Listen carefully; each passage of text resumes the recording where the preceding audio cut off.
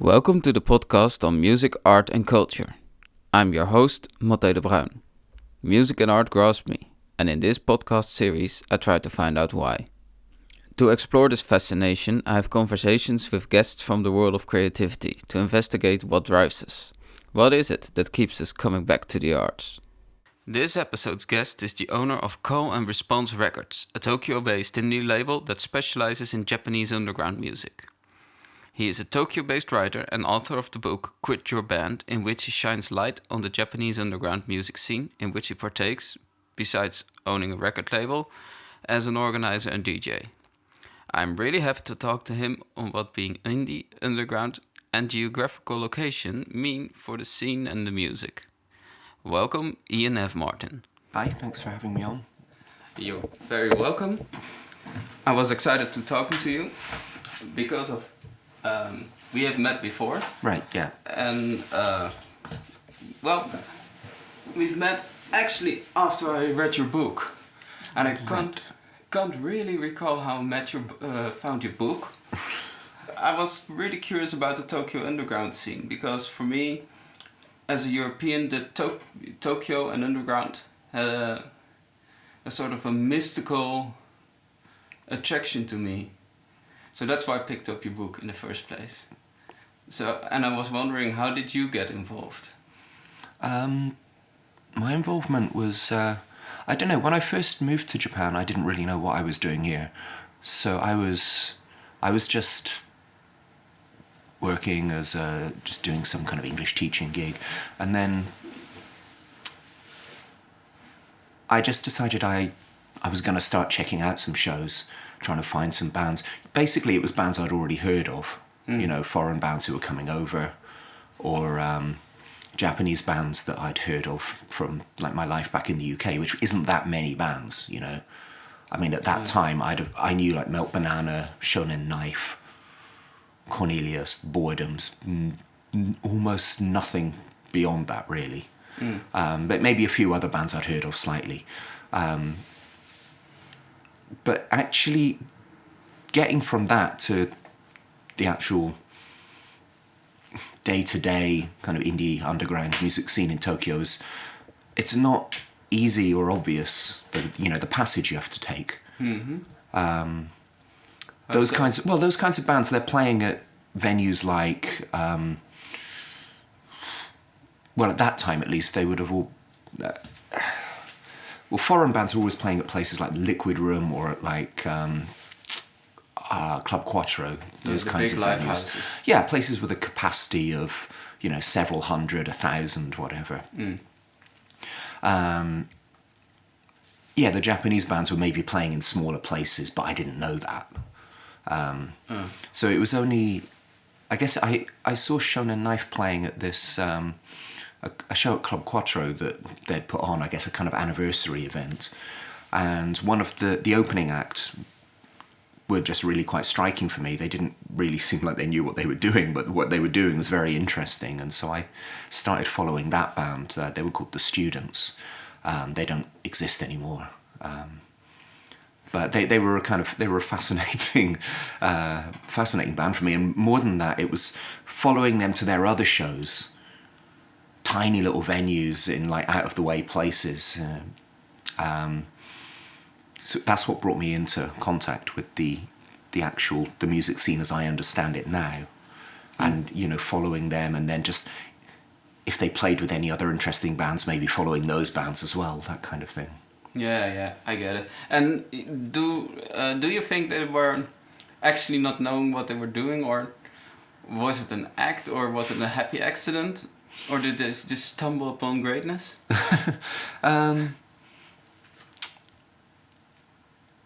I think some of the awkwardness of their performance was, I'm not going to say intentional, but they'd lean into some of their awkwardness. They were at least a bit self-aware of how weird they were in places. They'd do a thing where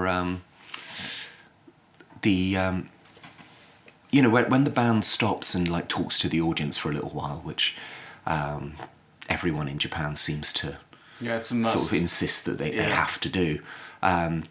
It's called MC. Yes, when they'd For some do reason. the MC, Yeah.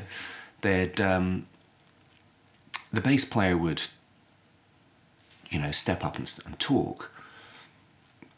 But the whole time he was talking, the drummer would like stand up and just stand there, not moving, staring right ahead of him. And you're like, what's he doing? Is he going to speak? What's he doing? And then after the MC finished, the drummer would just sit down and then they'd carry on playing. Or, they'd do things like that. They knew that there was something a bit odd about them.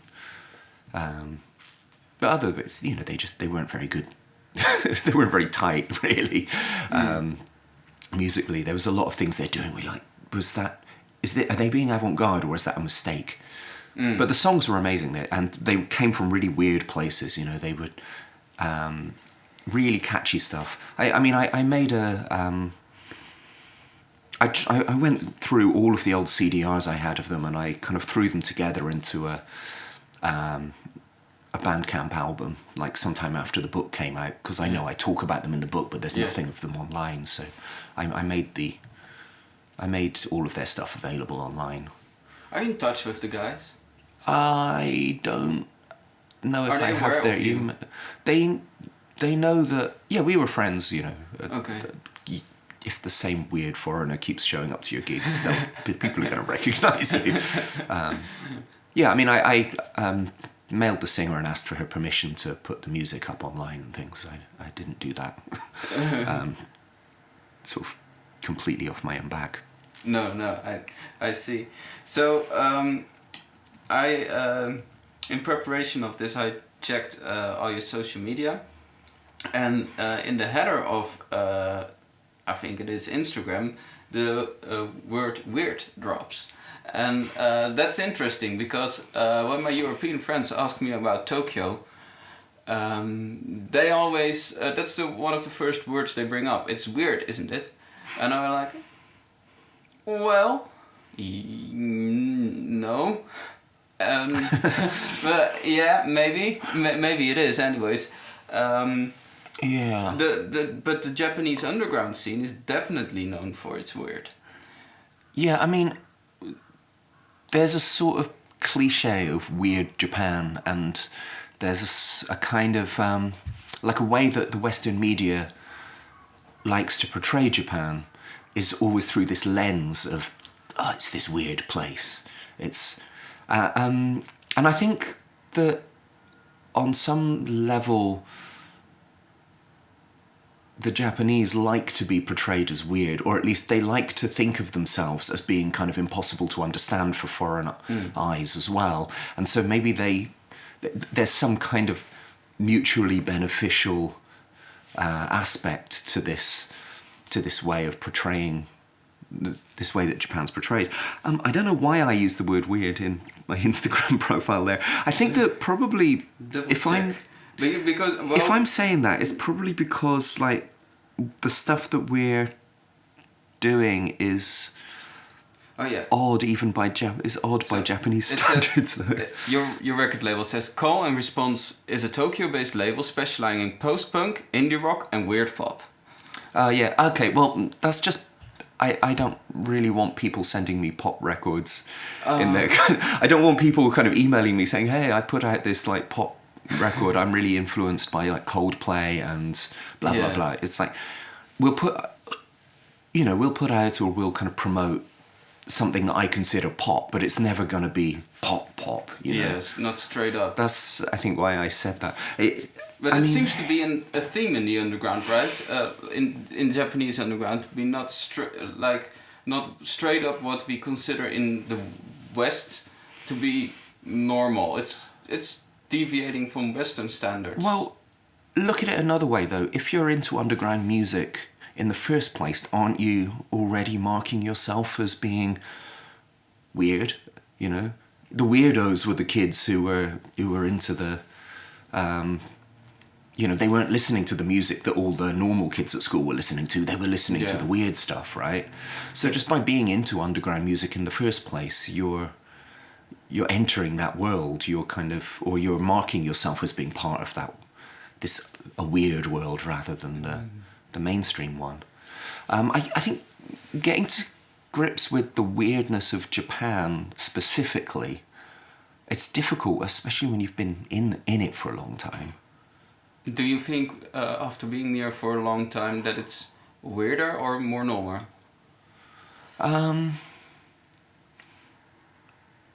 That's a difficult question, because the more I mean, the deeper you're into it, the less you know what's weird and what isn't, don't you?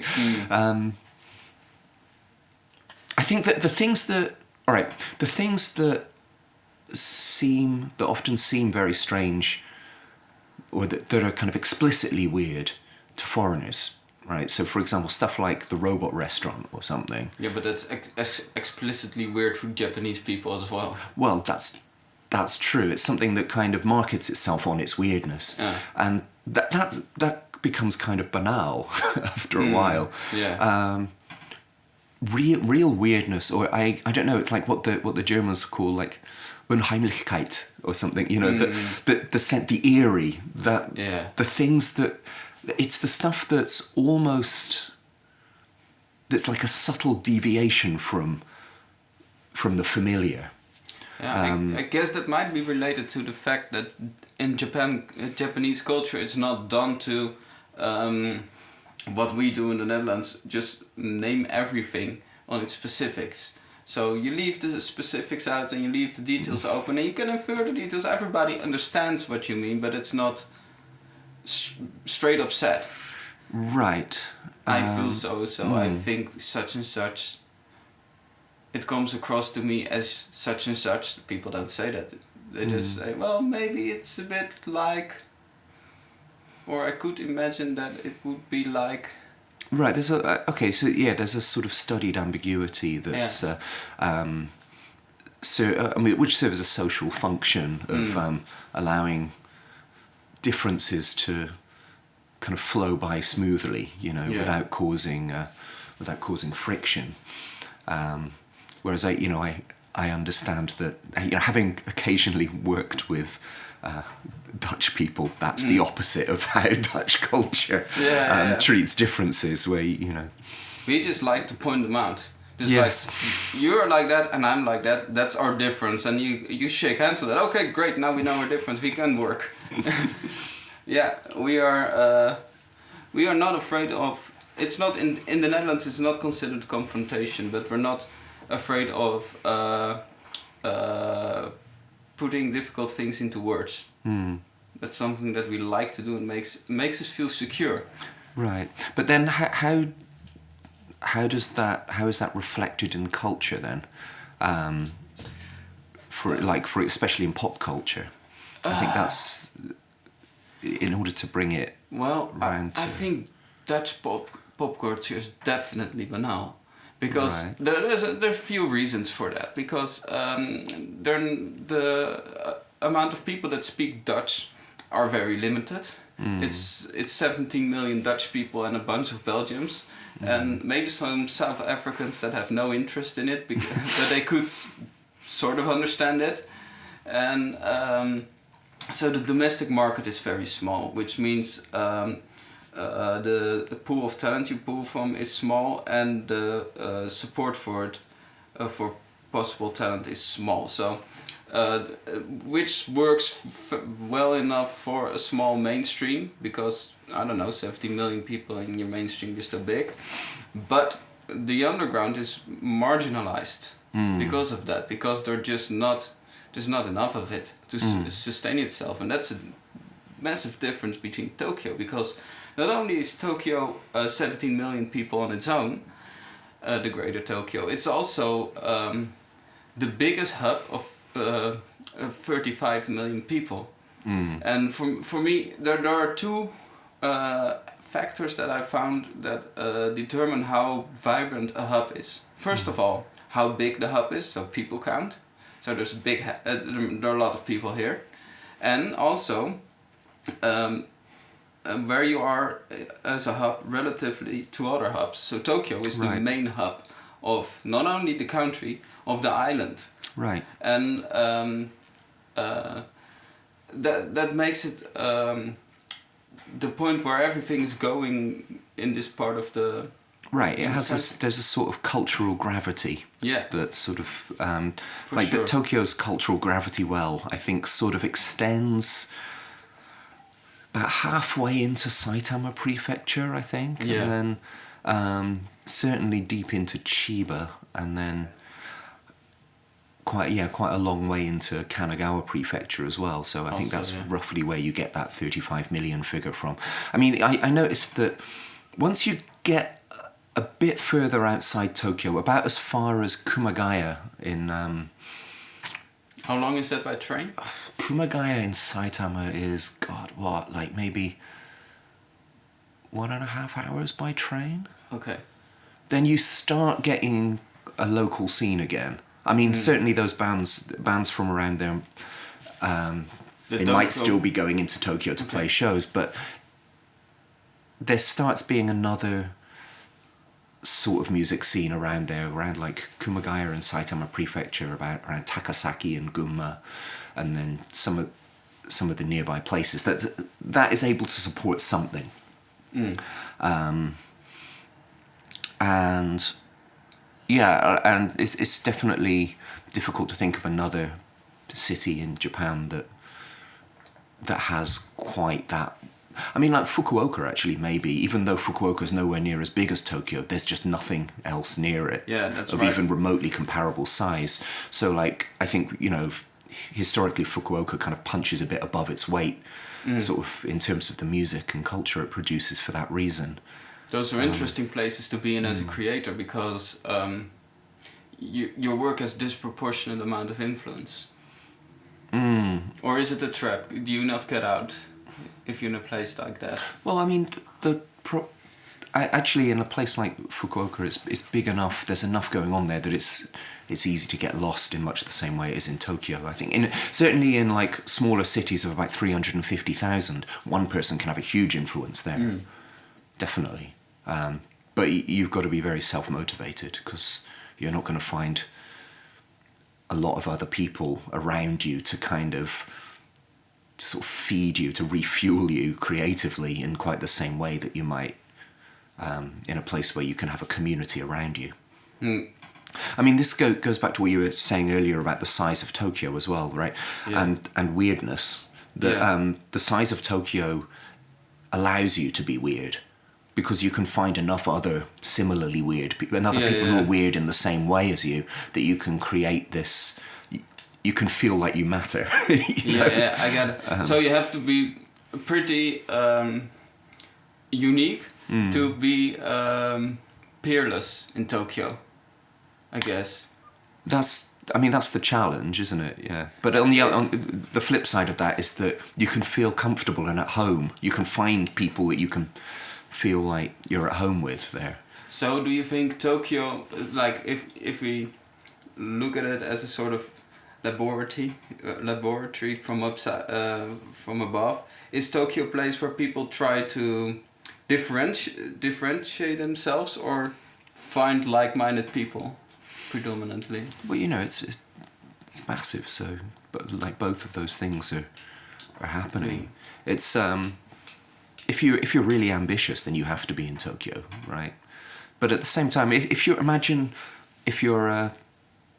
some lonely kid in a small town, goes to high school in some small town in, like, I don't know, let's say in like Nagano or somewhere, or in Tochigi Prefecture. You're like the only kid in your school who's like really into the Velvet Underground or something. You go to Tokyo, there's going to be loads of people who are into that kind of stuff with you. You're gonna be able to meet people that you'd never meet if you stayed in your hometown. And so inevitably, like the same reason that places like New York or London attract so many people to them, it's people go there to find other people like them. Yeah. So all right. So, and you talked before about how Japanese culture is enabling differences to flow together easily, and I wonder if that's if that's a factor that's necessary to create a city as big as this, where everybody is looking for like-minded people and never minding the other people. It's an interesting question. How do you get by? Yeah, I mean, inevitably, I suppose you have to. Yeah, I mean, people don't really talk about the things that make them stand out, I guess. I mean, there's an element of Japanese culture where it's like you try to present yourself in a way. You don't try to present yourself as being unusual or outstanding in any way. I don't know if that's like particularly a feature of life in Tokyo, but I can certainly imagine how that will help you in those moments where you have to interact with people from outside of your little layer of society that you're in. Then I can see that might help kind of smooth things. You know, I always dread it when somebody asks me, you know, if somebody that I work with or something says, I heard that you're involved in music. What kind of music are you into? I always just think, oh God, I don't want to have to answer this question. I do not want to have this conversation, because you know that person's expecting you to say, you know, they're waiting so that they can say, I really like the Beatles and Eric Clapton, and I have to be like, I don't really care about either of those bands, of those people, you know. So, yeah, you try to go through life appearing as unexceptional as possible, or you know, there's a little negotiation that's always going on when you're talking with somebody, so that you know if it's safe to introduce this piece of information about yourself. You're kind of watching little signals. You're watching the clothes they're wearing. You're watching just little remarks they make about a movie they saw recently. Or, you know, if you're into the music scene, then watching their T-shirts is like super helpful. Or are they wearing vintage fashion or right? Exactly. What kind of shoes is this person wearing? You know. Yeah. So basically, you're trying to gear them up, whether or not they might be sort of in the same layer of society as you exactly. Yeah. So Tokyo being so big and therefore so layered, what does that mean to the music that's being made in Tokyo? So the music scene here is very fragmented. I think you've been to shows here. You've probably seen this to some extent. If you're a garage rock band, chances are that you play all of your gigs with only other garage rock bands, and you never really experience. You never really play shows with different kinds of music. Maybe punk bands. You know, there's some crossover around the fringes. You know, if you're an idol group, most of your shows are going to be with other idol groups. Again, sometimes it won't be. Sometimes someone's going to try to mix something up. It can be interesting when it does, but generally speaking, everything... Have you seen it work, audience-wise? I mean, there was a period a few years ago, and I don't see it so much now, where punk events were often booking idol groups at them. Okay. They'd like throw together all kinds of stuff, because there's a lot of things around the fringes of the punk scene that are quite colourful or extreme in various ways. And I think there were a lot of things happening around the fringes of the idol scene where they were playing, at least with the aesthetics of certain kind of underground music cultures. And yeah, I remember. That was all kind of... That would come together, and sometimes those events would be sort of fun. I didn't go to a lot of them, and they never really left a strong, lasting impact on me. But, you know, maybe if I'd sort of discovered that when I was a lot younger, then maybe I would have been like, oh yeah. But, I mean, basically idol music's garbage, and I don't care who disagrees with me about that. It's just all fucking garbage. So, how come? I don't know, it's just shitty music. I don't know. I mean, there's a lot of groups out there who they'll try to bring in like indie producers from like one genre or another and things, but somehow it always ends up just sounding like the same, following the same kind of J-pop chord progressions, and the way the vocals are treated always ends up kind of sounding more or less the same every time, and it's just an aesthetic that I'm not. But I thought it was super into. I thought part of that was everybody having the same producer or production house. Even when you get, And I think in Visual K that's a big thing, because everybody has the same production house in the end. but I think there are certain kind of songwriting tropes that are common to J-pop, and that doesn't matter what kind of musical background you're coming from. Once you think you're writing a pop song, you start falling into those sort of tropes. Yeah, if you're a Japanese person. Yeah, I mean, if you're a Westerner, also then you're the West, I think. Yeah, they have the West has its own formulas. Yeah, the mainstream West, or if you, I don't know, like if you start a punk pop band, it's impossible to not be cliche. Yeah, and I don't know how to be not cliche and punk pop at the same time. Yeah, that's hard. It's formulated genre.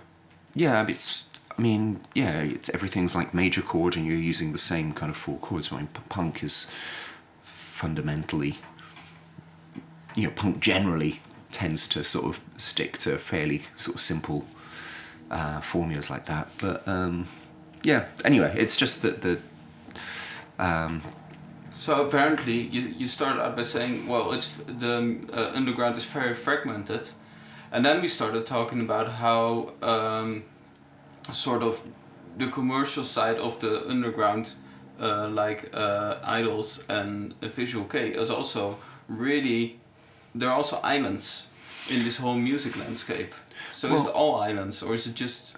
Well, up to until you get to the point where you're sort of breaking through into the mainstream, in which case, at that point, everything sort of starts to flow together. Mm. But then, if you're getting to that point, there's a process of, what would you call it, kind of homogenization that sort of happens, and you'll find different arrangements of basically what sounds the same to me. Okay, yeah, I get what you mean. It's like it will be a J-pop song filtered through a sort of, like a group like, what's their name? They got really popular a few years back. Gesu no Kiwami Otome, right? They were a sort of, it's clear that somewhere in their background they listened to a lot of 90s post-hardcore and like math rock and things like that. Mm. But it got filtered through this J-pop filter, and so it just comes out sounding like, it's J-pop, but sometimes the rhythm does funny things, I'm not criticizing them for doing that. It's fine, Hey, make J-pop more interesting. Why don't you? But yeah, I'm not interested. That's all. Yeah. All right, I see. So it's not for me. It's fine. In your book, you write extensively about the difference between the Koenji scene and the Shimokitazawa scene. Well, I mentioned that because that's something that was close to me, and it was as an example of the way that two superficially very similar things could somehow have completely different audiences. So how are they similar? Well, I mean, I think the musical influences that they're taking stuff from are often quite similar. It's sort of 90s alternative music and punk as a sort of base, I guess, sort of 80s UK indie rock. You'll find that a lot of the people are listening to a lot of the same sort of music from music history, but the way the scene manifests, it's way different. Well, I mean, it's just that you'll see different people at each. And obviously when I wrote the book, it was a few years ago now, and some of the things in it are out of date now. Like, nobody has MySpace pages anymore. I mean, even when I was writing the book, it would be like the ghost of a MySpace might be kind of hanging around. But I think somewhere. MySpace sticked longer in Japan than it did in the West. Maybe, I don't know. It's definitely long gone now, though. And like at the time, like all the hip young bands were kind of on Tumblr, but even like Tumblr's kind of died now, hasn't it? It's died when Yahoo bought it. Well, That's the moment it died. Right. That was the jumping the shark moment. Because then they started censoring the platform, and that's when everybody left. Everyone, yeah, I remember when the porn ban came down. The porn ban, and suddenly... it's not about that everybody was there watching porn and now the porn was gone, so nobody used it anymore. But it's sort of the place where anything goes, and the place where people could do whatever they want. And once a big corporation buys that place and then tells you, well, some of the shit is now banned, people are like, well, maybe this is not my platform anymore. It's not the space it used to be. Yeah. I mean, so we're kind of at the point now where hardly any bands even have websites anymore. You know. It might be on the return, I think. Well, not in Japan. It would be nice if it was, but because it's really difficult for me to find when bands are playing shows now. You have to follow them all on Twitter, and obviously Twitter doesn't organise information in such a convenient way for something like looking at a band's gig schedule, right? No, it doesn't. That's. And that's the thing, indeed. It used to be way easier to see when a band was playing, but you have to check it out yourself. Well, you still have to do that in a sense, I think. But one thing I really wanted to ask you about is and that's why I took so much time asking you about how the scene sort of is set up in Tokyo, and it has to do with the layers, and it has to do with weird, right? And it has to do with the Japanese culture. So these are all a bunch of influences that are going on, and they produce music, and this music tends to be quite different than Western music, or different across some dimensions than the music that I hear in Europe. And I was wondering, why is this different? Right, I mean, so maybe sort of drawing on one of those threads from before is that, you know, just the size of Tokyo allows things to be weirder, right? The weirdness, perhaps, it's not so much a function of Japanese society as it is a function of, like, this very rare example of this enormous sort of condensed humanity all in this one place, and so very tightly packed into this one place, and that enables weirdness, you know, in the same way that sort of in the same way that the internet, by bringing everybody in the world together, it kind of it allows the weirdest things to flourish in their own little communities. A city the size of Tokyo does that, you know. So it kind of removes the gatekeepers. Yeah, I mean, like the communities become their own gatekeepers, don't they? I mean, that's part of the nature of, like, subcultures, isn't it? That it's not easy to enter necessarily. There's some kind of they have their own rules, their own sort of internal what would you call it, their own internal etiquette or something, and that if you want to participate in that community, then you kind of have to be, you have to learn those rules. So I think that the gatekeepers are there, but the gatekeepers are sort of internally policed. But the other, so another thing,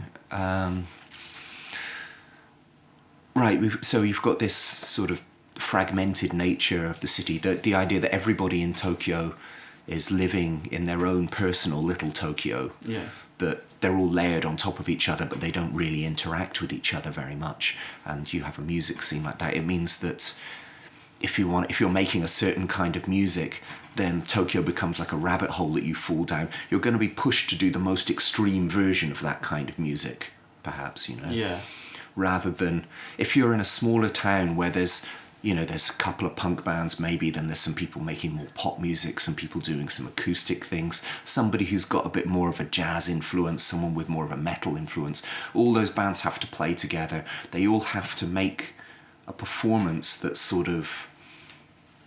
can appeal outside their own personal area of interest, because you're trying to, because you're in a community with people doing a lot of different things. Come to Tokyo, you don't have to do that anymore. You can just appeal only to people who like that one thing.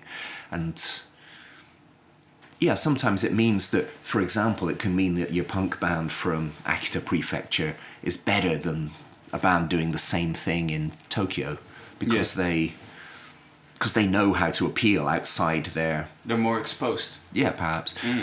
But on the other hand, it means that there's things happening in Tokyo that just don't happen in other places. Because they go further. They take it much further, and they can get away with taking it further because there's people there who understand the vocabulary, the musical vocabulary, not just, just for speaking, but they have the building blocks upon which that they can understand this thing that you've built several layers above that. Yeah. So I think there's an element of that as well.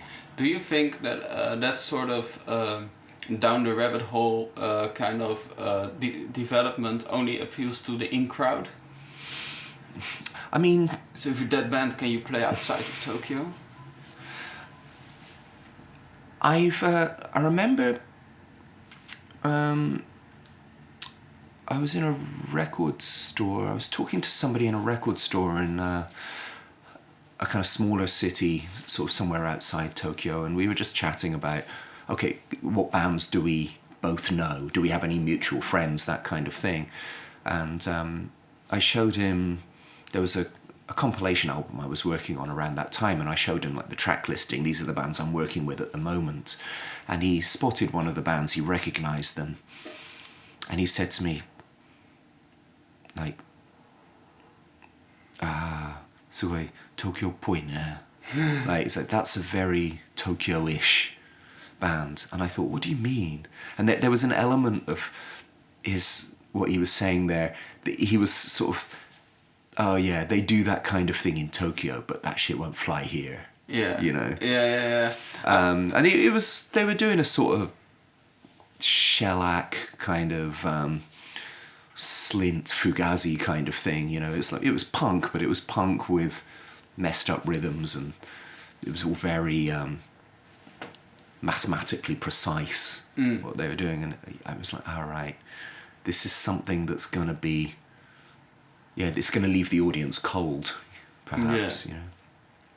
That's something that I'm worried about as a creator, because the more time I invest in educating myself in music and finding new things that keep exciting me, and you go down sort of the rabbit hole that might end up in snobism, and I'm probably past that point already.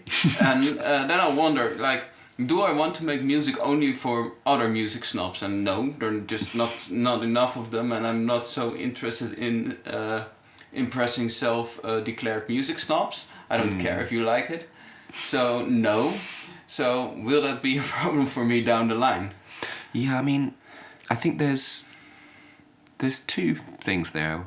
One, I don't think snobbery is necessarily a bad thing, or at least I think that snobbery has a function. It has a sort of gatekeeping function, and which can obviously be an extremely,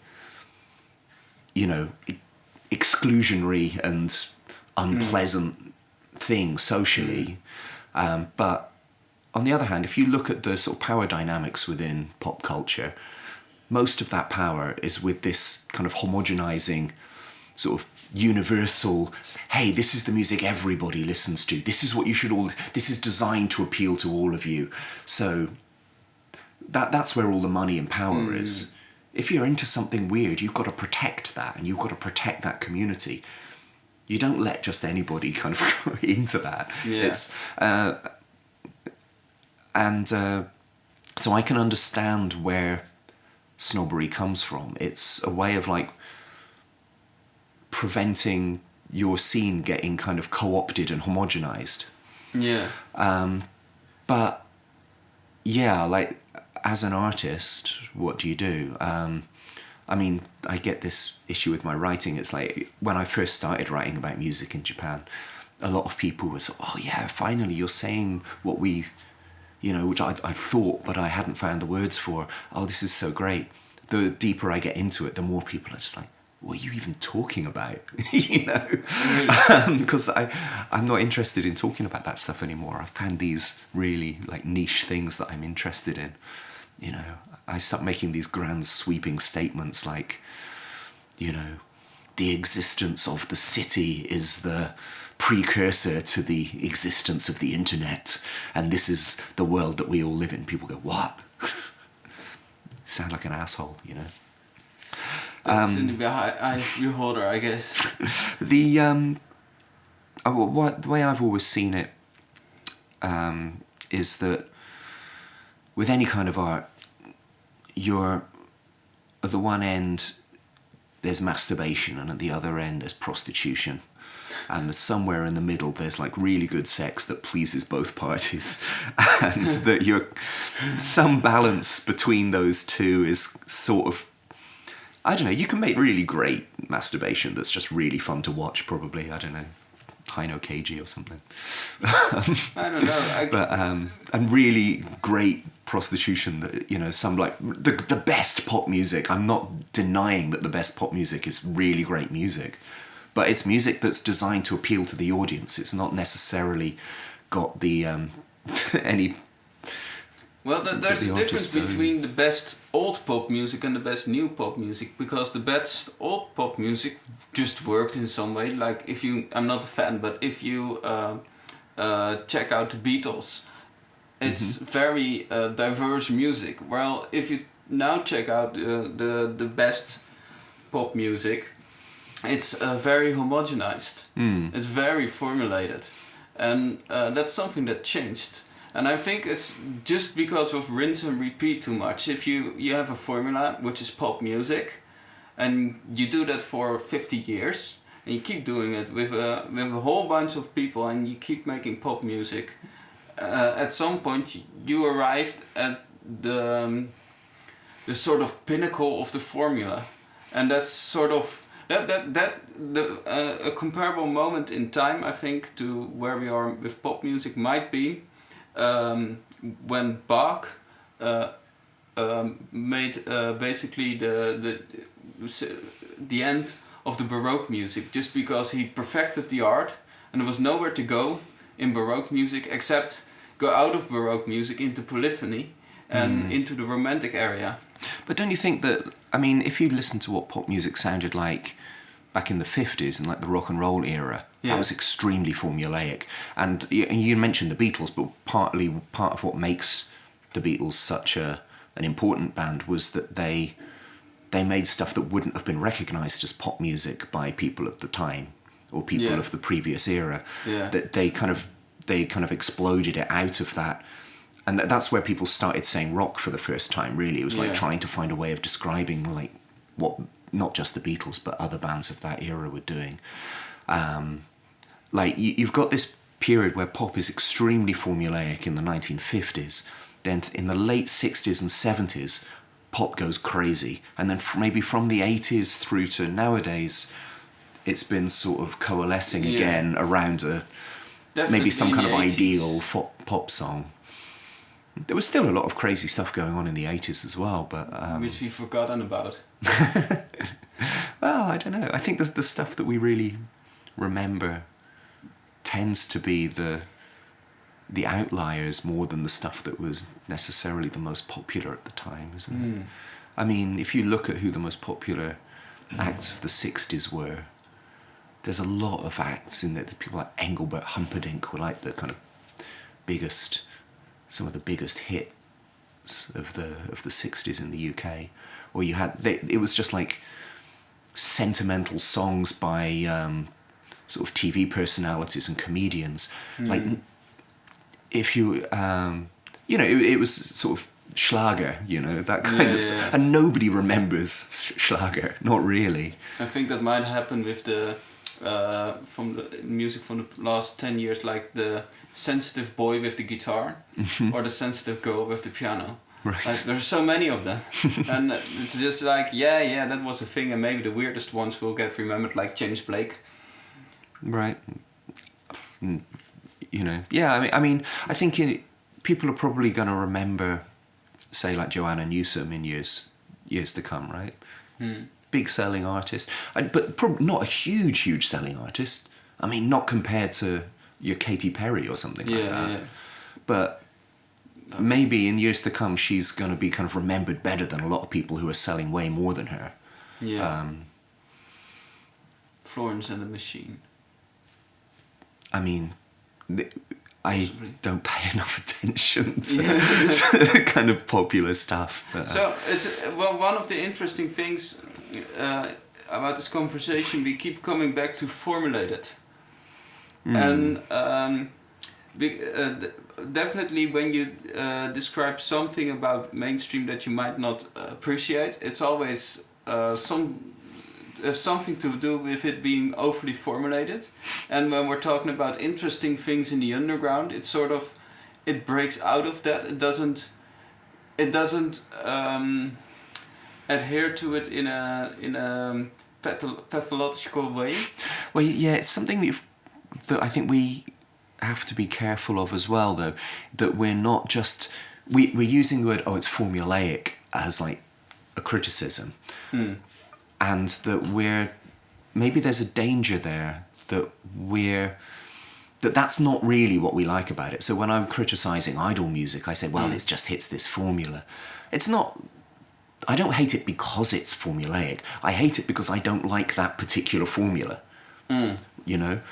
Probably a lot of the music I like has its own formulas, and I'm just happy with those formulas. I like them. They comfort me. They make me feel they make me feel good. They send a bit of electricity through my body, and so that, I mean, the formula isn't necessarily not there so much. Yeah, you can. But of course, you want things that are gonna feel fresh to you, though. Of course. So basically, what you're saying is a formula is like a recipe. And you're not saying I don't like this book because or I don't like this food because it's cooked from a recipe, because all food is basically a recipe. Right. And so you're saying I don't like this recipe. It's not that I don't like recipes. Yeah. But maybe that's it. So some music has this recipe that sends something through your body. Do you have any idea what that is? But you can definitely get tired of something, though, can't you? Yeah, for sure. I mean, you don't want to eat curry rice every day, but... No. Yeah, I mean, there are certain things that I think I look for personally, yeah. Like, I mean, when I'm trying to describe the music I like, what I'll often say is I like music that's not punk, but it's kind of near punk. Punk itself, I find too formulaic. I don't like the formula of punk. It's too straightforward for me. Yeah. But I love a lot of the music that that's kind of in that sphere. I think punk's kind of necessary as a sort of how would you describe it? It positioned itself as like destructive music, right? Music as a form of like cleansing destruction. I'm not sure it always entirely was that, but it was breaking things down in some way, you know. I mean, I love a lot of progressive rock. I'm definitely not of the mind that says punk rock is this great thing because it destroyed the sort of bloated rubbish of prog, bullshit. You know. Yeah. So, you know, there's some great prog rock. I have no problems with a lot of progressive rock, but you know, and a lot of other things around that time, like Steely Dan. I think Steely Dan are a great band, you know, but the punks hated them. Yeah, they're the most anti-punk you can get. Yeah, but I do think that, you know, sending this like bomb into the middle of rock music and just like this idea of shattering it into loads of broken pieces is great. But then what are you going to do after that? Well, you have to build something up, don't you? And what can you build it from? Well, you've just got broken pieces. And that's sort of what post-punk does, I think, is that it builds something out of the broken pieces of what sort of punk has messed up. So there's still this very close relationship with punk. Yeah. It's this sort of... And they're reconstructing things. They're not reconstructing them necessarily the way they were before. They're reconstructing them in different ways, or like in different combinations, which I think gives it this sort of... I'm not saying it's fresh because it's from broken parts of something old, you know. It's not completely original, but who cares? Well, what is completely original? Yeah, I know. Once you start demanding that of your art, then you're going to end up... There's always some snob who goes, well, actually, in 1957, somebody did that. Yes. You know? So there's also my guitar teacher, Erik van Heijsen, he once said, we did an interview for our high school graduation with him about the history of pop music. And we asked him about this subject, and he said something I find very interesting. He said, if something is entirely new altogether, you wouldn't recognize it as it being something. So it's when you recognize something as it's new punk or it's new rock, it's enough like punk to recognize it as punk, and it's enough new to recognize it as new punk. Right. So there's a tension between the familiar and the unexpected, right? Yeah. And I think a lot of what's interesting comes from that. A lot of what I find interesting comes from that tension. You know, like the events that I organise, we call them tension, you know. Yeah. But, not this one, but... yeah, like a lot of... I like that word, and I like... Because it describes a lot of what I'm interested in music. Not like noise rock is another phrase that I kind of tend to use fairly freely and loosely, but for me, what that means is, okay, rock is a word that describes something familiar. Yeah. Everybody knows, or at least thinks they know, what rock music is. For me, it's guitar with distortion. Basically. Right. Well, I mean, you don't need distortion to be rock, but if you're doing noise rock, then you're distorting it in some way, aren't you? Not necessarily using sonic distortion through the amplifier, but you could be creating a different kind of noise, more a sort of philosophical noise, like messing up the rhythm or something, or just or stripping away some aspects, or use it, I don't know, anyway, like you can... It means fucking with rock in some way, right? Yeah. And so, but you've still got this something familiar, but at the same time you've got this, it's doing it wrong, or it's doing it in some unexpected or disconcerting way. It goes back to the weirdness again, you know, the kind of the Unheimlichkeit of making some kind of interesting art.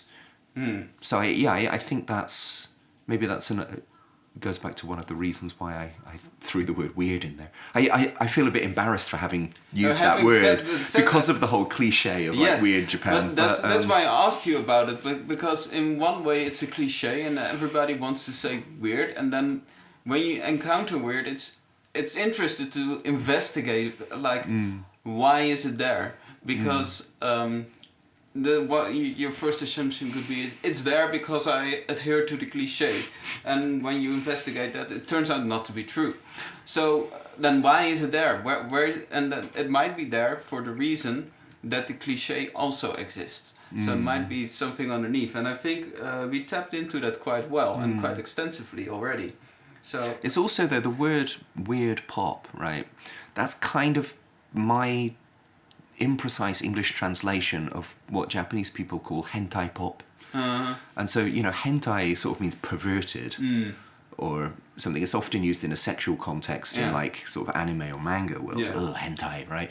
But like not in on a porn site. But it's not necessarily used in that way. Hentai pop means perverted pop, twisted pop. Yeah. Right? So weird pop is just like it just seemed like the easiest translation of that phrase, you know, which is a phrase that gets chucked around. Japanese words and English words are not one-on-one translatable, because you're not just translating the word, you're translating the culture. So it means something in one... Just like swear words are not translatable one-on-one. Like shit is a swear word in English, but nobody says it in Dutch. No. Like the literal Dutch equivalent. So if you want to find the equivalent swear word of shit in Dutch, it's definitely not poep, which is the literal translation. Maybe it's scheid, but it's not a one-on-one thing. So yeah, you're gonna get some distortions. So just a moment ago you mentioned the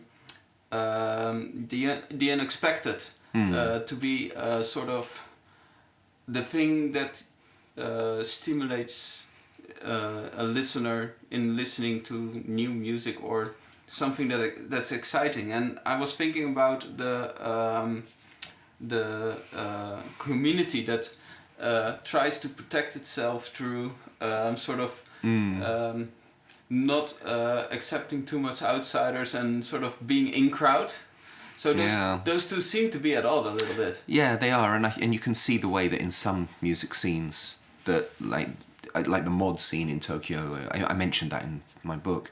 The mod scene is just like this irrelevant sort of museum piece. Really, it's fine for the kids who are into it. It's just they like dressing up in 60s clothes and pretending they're strolling down Carnaby Street with their scooters and stuff like that. But musically, there's no ideas in it that have happened after about 1968. Worldwide, the blues scene is like that. Right. But the jazz scene isn't. So, the jazz scene isn't, no. I mean, I guess probably there are sub-scenes within jazz that are, but... They only play bebop. Right, but... So, how welcoming you are is a question, isn't it? I think that scenes should probably be more welcoming than they are, to be honest. Do you think scenes are sort of something that solidify around sort of a subgenre that has established itself? And then when new things come, the scene changes. Well, a lot of scenes in Tokyo don't really. They gather around groups of friends and they sort of expand outwards a little bit from that. So you'll actually find quite a lot of different sorts of music maybe thrown in together. That's interesting. That people don't always. The problem is that they're all still kind of isolated, so it never really grows into anything much bigger, and it's difficult to advertise outside of that group as well because you don't know how to describe it. But yeah, sometimes I don't think it's always strictly around a genre, and in fact increasingly young people don't really get genre, so I don't know how much outside of just very sort of scenes with really strong cultures like punk and sort of the mods and the garage scene. Yeah, but those scenes are really still as well. Yeah. I mean, the punk scene, though, I think can be they can be quite open-minded and welcoming to bands doing stuff that's a bit different from, sonically from them. Yeah. They'll let you in as long as you're a fun guy to hang around with, then they'll let you in. Do you odd alliance between punk and reggae? Yeah, and you often find that punks are kind of they've got like people playing stuff with acoustic guitars and stuff as well. There's a folk tradition in Japan that has that's very friendly with certain elements of the punk scene. Like in the late 60s, early 70s, the guys who were the old student radicals and people from that scene just singing songs with acoustic guitars in their little rooms like this, and there's a sort of songwriting tradition that comes out of that I think ended up finding a kind of alliance with punk when it came. There's a very similar ethos to it, Yeah. So they perhaps, I mean, like one thing that I was involved in recently that I found really fascinating, right, was in Koenji, where I live, there was a big protest march Okay. Sort of anti-gentrification thing. There's some plans to build a road through the middle of town, and people are sort of, oh, we've got to stop this, you know. Yeah. I mean, if it's stopped, it's going to be stopped in the courts and in the city office and all of that. Yeah. But it's not on the streets. But we went out into the streets anyway, you know. And the Shiroto Noran people, this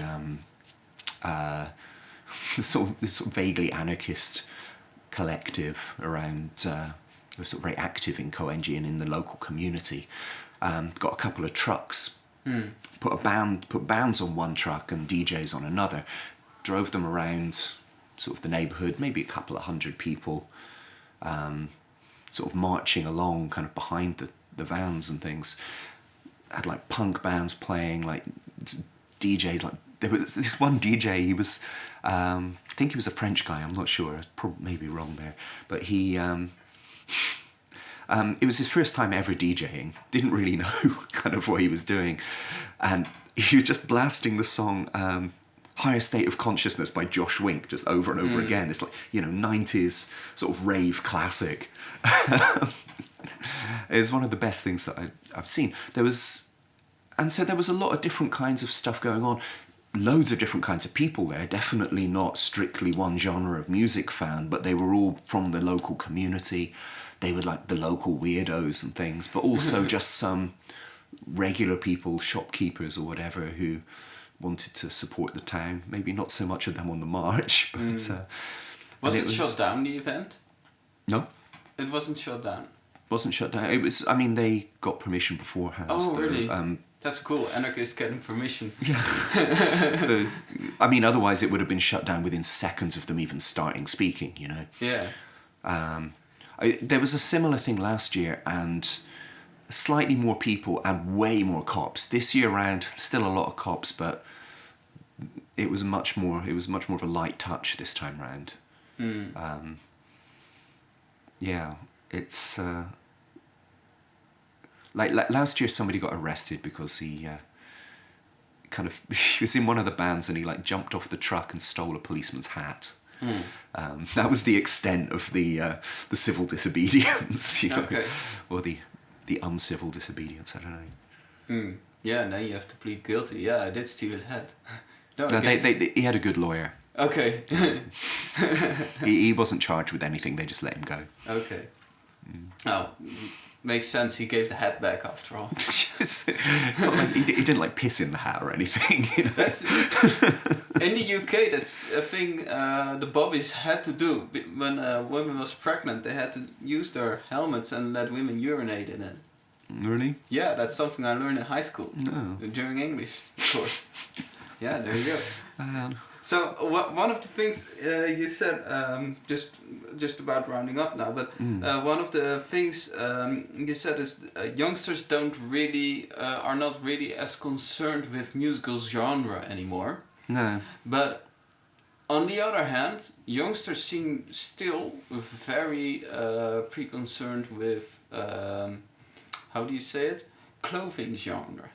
Fashion? Yes. The way they dress. So people, maybe, you know, you can talk to anybody about a punk band and a reggae band and I don't know, Led Zeppelin and something super mainstream. But they will separate into groups wearing certain fashion. I mean, yeah. I don't think it's just about fashion though. I think what... I hate saying young people because it just emphasises how I'm not a young person anymore. But what young people are very good at is forming very quick judgments of people based on a variety of different factors. You know, based on a synthesis of a variety of factors. That, you know, and fashion might be part of that. Music might be part of that. They can just look at somebody and very, very quickly know, is this my kind of person or not? And that's, I think, increasingly how they treat music. So it's more difficult to group stuff by tribe by just looking at it from the outside, but if you're on the inside, you kind of know what's in and what's out. I mean, I'm getting into like market research and things here, you know, because nowadays market researchers are really, really interested in like how do we communicate with Generation Z, you know. So they've been doing a lot of research into it, and the main thing that seems to have come out of that is that Generation Z, so we're talking now people kind of 25 and under. Yeah. But obviously these things are never very, are never that sort of strict. Yeah. So I think it would probably be true for a lot of people sort of older than that. It's just going to be a sliding scale. They just have very, very finely honed bullshit detectors, and they can kind of, they're very sophisticated at making these sort of judgments based on things that might seem intangible to somebody older, somebody outside their group. But I mean, we all do it to a certain extent. Use a bullshit detector. Yeah, to recognize the in crowd. Yeah, because like somebody comes along and they're doing all the punk things completely right, but then you look at them and you're like, yeah, it's too right. You're doing it too correctly. Somebody comes along and they're doing something that's on the face of it really pop, and you're like, that is punk as fuck, you know. Yeah. You sort of you read it. You smell it. You smell it. Yeah, definitely. And so I think there's increasingly it's more along those lines maybe than the musical genres are losing their, and unless it's a very, very strictly defined genre with its own very particular sort of fan base,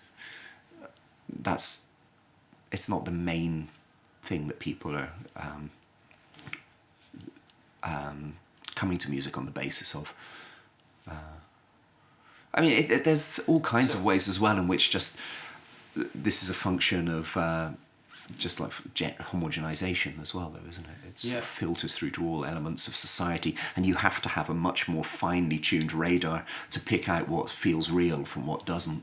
Yeah, so if I try to sort of summarize what we've been talking about in a way that makes sense. I recognize that we established that Tokyo is a very layered city with very many local communities, and that organization by musical genre doesn't have its appeal anymore that it used to have, and instead people tend to organize around social groups and groups of friends, and and that seemed to be the main driving force behind the scene. Is that correct? Yeah, I mean, I think that, of course, scenes do grow up. Something will come along, oh, this is cool, I'm into this for a while. Yeah. But that's not like the core of their identity. No. Or anything. It means if you're trying to sell a certain kind of music, it's difficult, of course. Yeah, but, from a marketing perspective, this sucks. Because what it means is you have to have social proofing before you can start doing anything. And that sucks. On the other hand, for any creator, it's good news. Because if you're real, just real if you are what you are, or that means if you just do what you are what you say you are, and people will recognize that. The bullshit detector won't go off because you're real in the sense that you do what you do. Yeah, but I mean, obviously on its own that's not enough, is it? There's like, the world is full of people who are totally real and who don't sell shit. They don't kind of have anybody come to their shows because, you know, they just never found the right, I don't know, they just never found the right alchemy. Yeah. And the part of the problem is that everybody now in music is a salesman, because everybody is like in charge of managing their own brand, you know. Yeah. And why is that a problem? Well, it's a lot of work that musicians have to do that in the past they wouldn't have had to do. Yeah. And like, it forces you to think of yourself as a commodity, which I think gets in the way sometimes of what you want to do just as an artist, because you're always thinking, is this the right thing for me to be doing right now? Yeah, I find it really hard because if I do something under my own name, it's just, who am I? And then, I don't know, then everything, all your existential doubts are carried with you. But if I do something for a band of mine, then it's like, I know what this band is because it's me and this buddy and we're making this sort of music and we're usually playing in this sort of venue. This sort of venue is unsuited for us, so I know exactly what the band is because the band is just an abstraction of parts of who we are, and we both have personality parts that are not into that band. Yeah. Like your relationship with your partner, for example, that's not. I don't think that's necessarily a barrier to kind of authenticity, though. I mean, somebody like